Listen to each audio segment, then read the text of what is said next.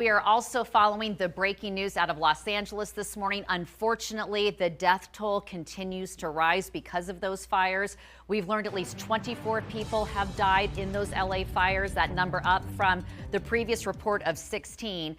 We're hearing at least 8 have died in the Palisades fire, 16 more attributed with the Eaton fire.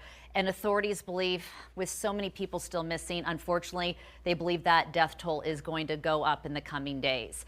We have our team in place before you head out the door. Chloe Coast over in the Weather Center. She's going to talk about those Santa Ana winds and what it means for the firefight today. Our Fidel Moreno Meza looking at infrastructure here locally, what we can learn from what's going on in Southern California to make sure it doesn't happen here in Las Vegas.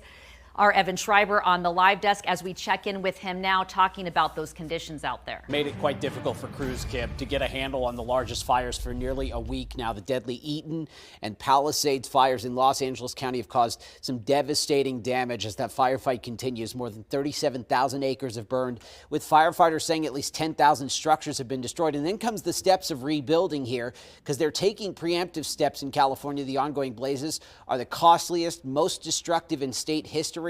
California's governor signed an executive order to suspend some building requirements for wildfire victims to build their homes back up. He's also allocating state resources to expedite insurance inspections. So we'll talk about the relatively calmer weather that happened over the weekend that allowed some people to go to those previously evacuated areas. But let's talk about the containment on these fires right now. The Palisades fire, some 24,000 acres right now. That's the size of it as we speak. The Eaton fire, some 14,000 acres right now. You see the containment numbers right here, 27% on Eaton, 13% on Palisades fire. So some positive signs, but Kim, those forecasters, those meteorologists in Southern California are really worried about what's ahead with the return of these fierce winds. Back to you, Kim. It just puts a pit in your stomach. Thank you, Evan, for the latest. And it's 6:04. Let's talk about what those firefighters are up against today and beyond. Here's Chloe Coast over in the Weather Center with more. Unfortunately, strong offshore winds will be moving in, and you can already see that evident right here.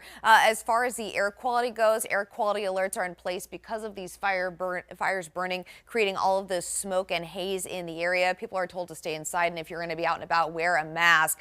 This is a concern because we have fire weather warnings, also known as red flag warnings, in place through Wednesday. A high wind warning will go into effect early Tuesday morning through noon Wednesday. Wind gusts as high as 70 miles an hour. That is not helping with the firefight. At least the smoke will stay to the south of us for now, Kim.